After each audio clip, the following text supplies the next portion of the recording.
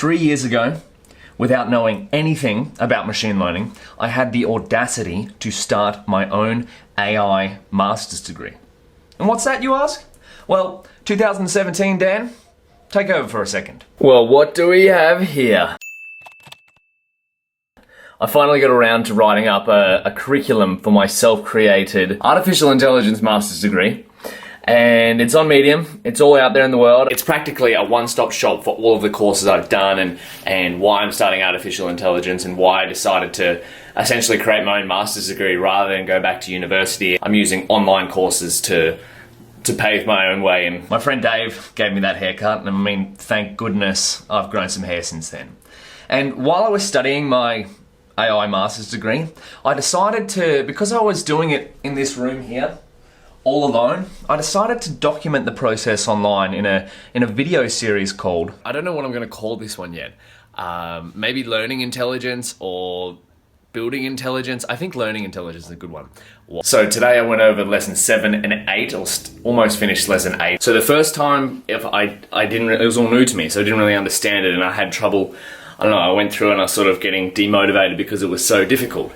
But now going back over it a second time, it's starting to sit more. What's up, y'all? Welcome to Learning Intelligence episode 7. It's been an awesome day of learning today. What's going on, learners? Welcome back to Learning Intelligence episode 13, episode 14. It's 8:15 at night, and I just finished week 2 of the sequence models course. Can you hear that? What do we have here?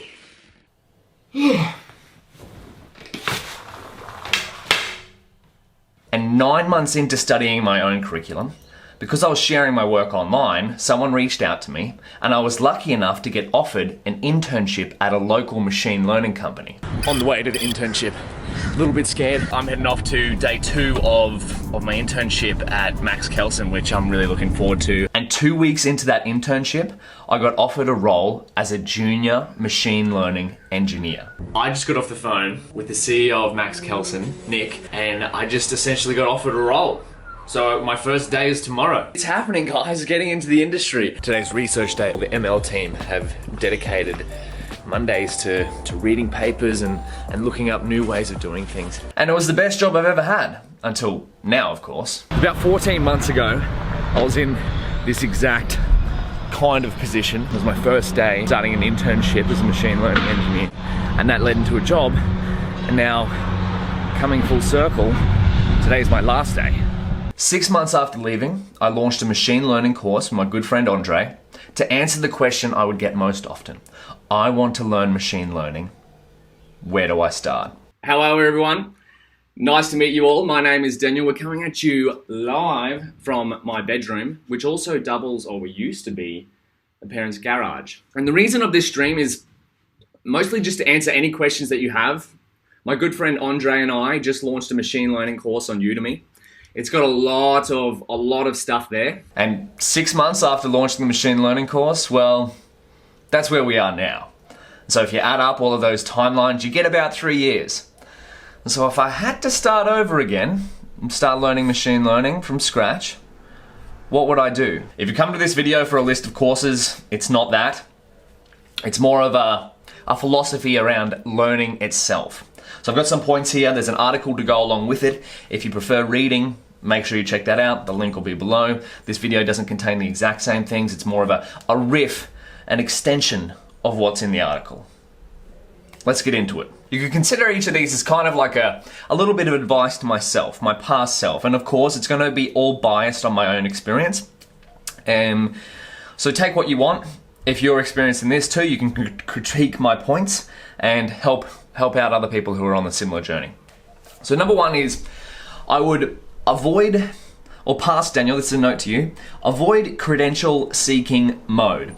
And so it's very easy these days to kind of get obsessed with completing a whole bunch of online courses and getting certificate after certificate after certificate after certificate. Ta-da! And the point here is that certificates don't necessarily equal skills. But if you develop skills, they may lead to certificates. And I kind of got stuck in this when I was going through my own artificial intelligence master's degree. It was a list of courses, and I kind of got stuck in this I was over-optimizing for just completing sets of courses rather than developing the skill of being able to solve a problem, which is more important than getting a certificate. And so this is what I tell people a lot of the time, even if they're going through my courses, like, I don't care if you complete it or not. I'd rather you just go through the whole thing, don't even bother about finishing it, go through it, take what you need, learn what you need, and then use it in your own problem. And so this is a big thing. It's like a note to my past self, is that rather than watching videos on like 1.75 speed I seriously would do that, watch videos on 1.75 speed to get through them quicker, to get to the end. Really knuckle down and don't finish or don't claim the certificate unless you really understand what's going on. And so, of course, I value speed and being able to go through things and learn things fast. But there's no point to it if you're just burning through course lectures or looking for the magic course to teach you the thing that you want. I wouldn't finish something unless I could replicate it myself, if that makes sense. So rather than, you don't want to be that person who, when it comes up to solving a problem of your own, all you've done is you've optimized the skill of being able to complete more courses rather than work on your own project. So yeah, avoid credential-seeking mode. The next one is take the leap.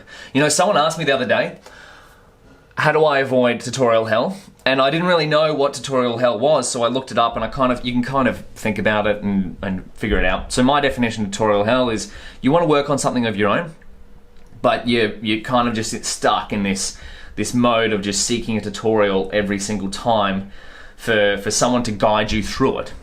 And so where take the leap comes from is eventually you're going to have to get to a point. It's like when you're riding a bike. You start out, you have training wheels, and sure, you're riding along, you're having a lot of fun, but then eventually you want to go out on your own. You want to break away from those training wheels because they're slowing you down. You can't really, I don't know if you remember riding as a kid, but when you're kind of falling left and right, those training wheels, they add more friction, slows you down. Eventually, your parents took those training wheels off and they said, you're off on your own. I remember it. It's someone, I think it was my mum, running behind me, holding the back seat, and then as I went off by myself, I was like, oh my God, I'm by myself now, I don't have anyone.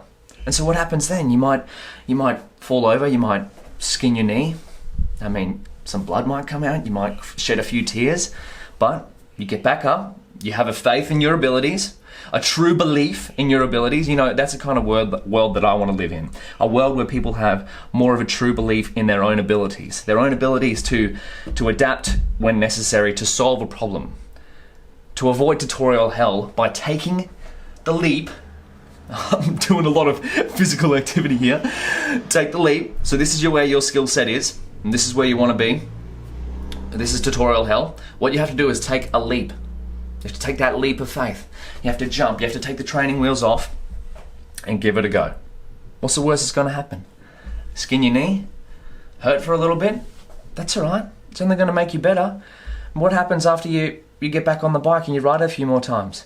Well, you get better. You ride a bike like it's like you're breathing. And often the benefit of taking the leap leads into you building something of your own. That's where you really learn. That's where the real knowledge is. No, there's no magic course. We've said that before. There's no magic course, because if something can be taught, well then that knowledge is commoditized.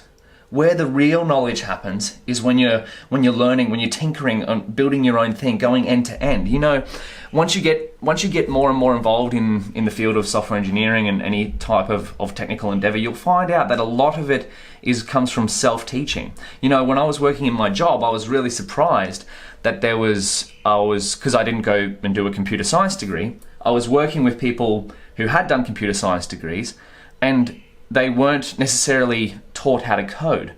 So I'd been studying in my bedroom for like 9 months, and I could code things at the same skill level as them because all I'd focus on is code. Of course, they had skills that I didn't have, but in terms of practical knowledge, we were almost on the same playing field there. And you'll often hear stories of people online, like of software engineers and whatnot. They taught themselves how to code because they wanted to build games and build programs that they wanted to use themselves. So there's the advice for taking a leap. If you want to avoid tutorial hell, work on your own project, build something that you would want to use yourself. The third point is to use less tools.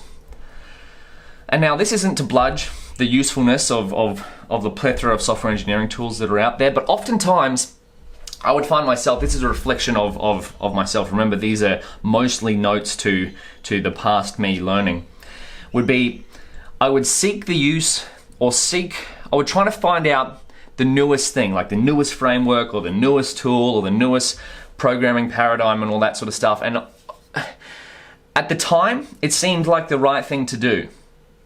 But then I kind of realized after a while that this seeking of the new tool was me avoiding the difficult task of mastering the tools I was already using. And so a more concrete example would be the best programming advice I've ever received is to learn the language, not the framework. You see this with like JavaScript especially, and sometimes Python and whatnot, is that there'll be just frameworks galore for different things.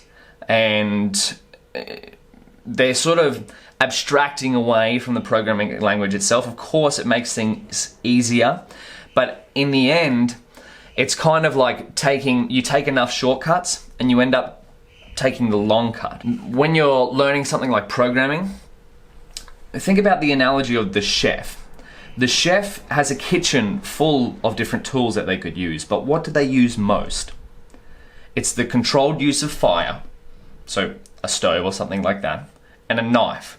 From those two tools, everything else branches out. So if you're learning programming, learn the programming language. So for me, it's Python. That's why, over here, after 3 years of learning Python, I got this book to start learning more. Truth be told, I haven't read through much of this. There's another one called, I think it's called 90 Specific Ways to Write Better Python. And I figured, this is gonna be, if Python is my knife, as the equivalent of a chef, I need to be really good at just this programming language. Not all the frameworks around it, just this programming language itself. And for machine learning, the analogy could be, because it's all math underneath, improve your math skills. So, another book. Really recommend this book. So this is the machine learning engineer at the recording of this. This is the fire and the knife. Math is your controlled use of fire, and your knife is the Python programming language. Of course, take what you want, you can code in different languages or whatever. They're my tools of choice. So past Daniel, when you see something that's new and you think it's the right thing to do to learn that, ask yourself, do I really need to know this new thing? Or are you just avoiding the difficult task of mastering the tools that you already have? The penultimate one, that's a fancy word for second last, is if you want to learn something, teach it. I heard a saying the other day, it's like you remember 10% of the things that you read. I mean, you've probably had this.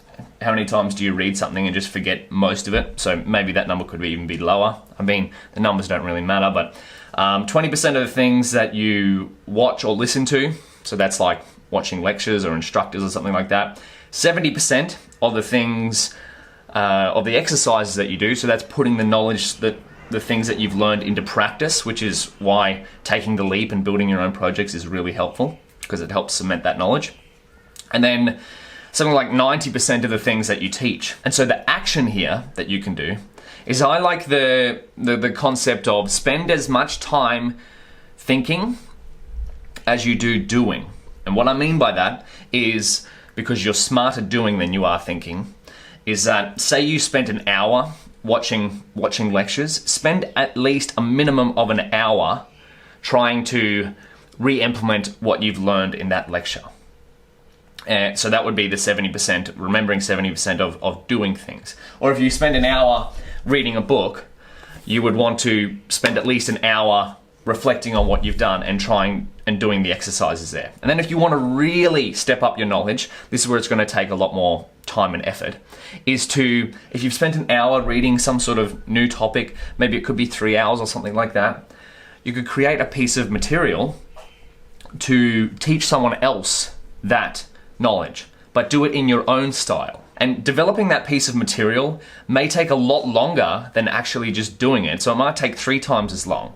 And I can attest to this because when I was building my machine learning course, I'd done all of the exercises myself at some point.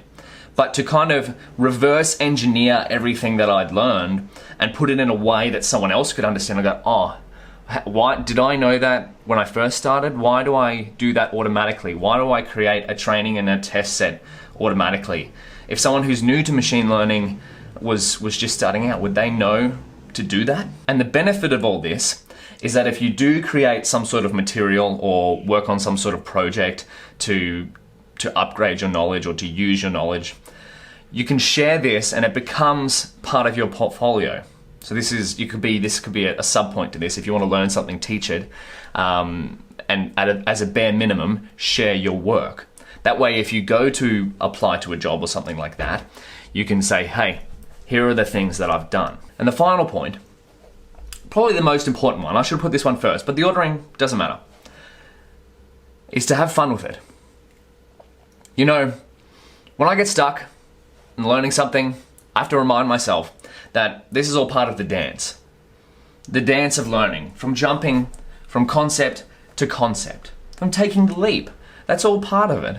I mean, learning in itself is inherently hard. You have to think about it. You have to create new cells or new pathways in your brain that didn't exist before.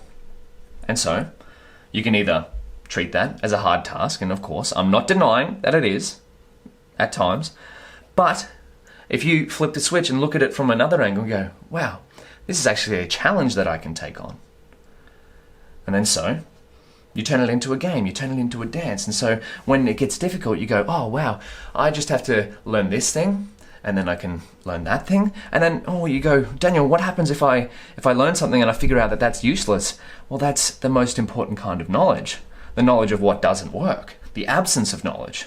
And so you're like, oh wow, well that's just another stepping stone into this little pond that I want to cross, this little pond that I want to take the leap over and improve my skills.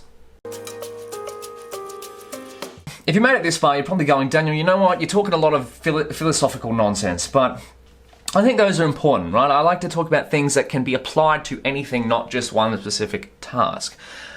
Take those points how you want, see how they apply to you in your own learning journey. Of course, they're biased in my self-learning, but you might go, give me some specific steps. And well, okay, let's do that.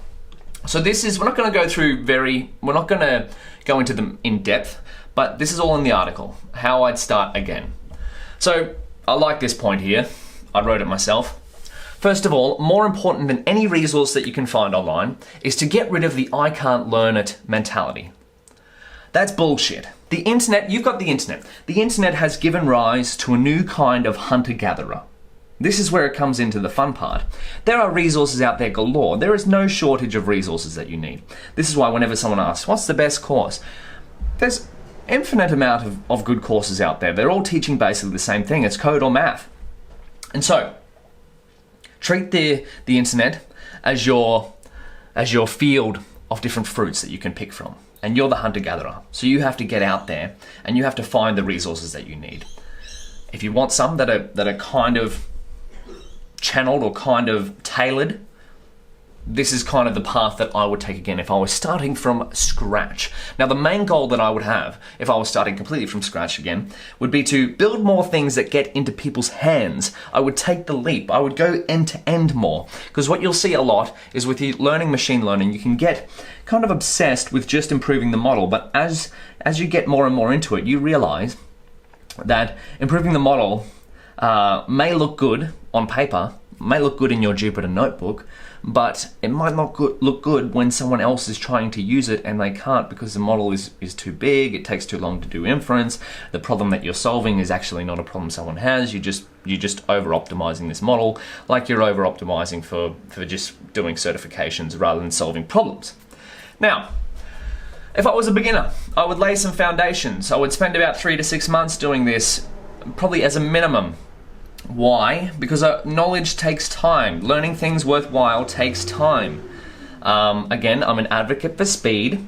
I believe, yes, you can learn something fast, but don't consider that you understand something until you can replicate the materials that you're learning from.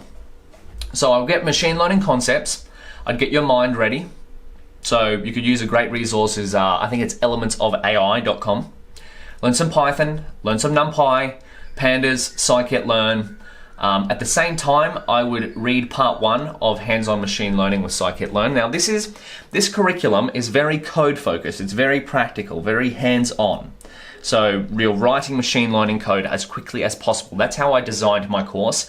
You may prefer to learn all the theory and that stuff first, like the mathematics behind it.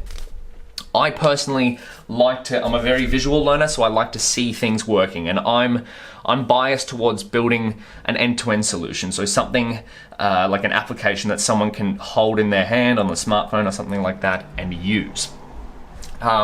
At the end of this, I would build a milestone project. You could use Streamlit for this, or you could use pure Python if you're adhering to the use less tools philosophy.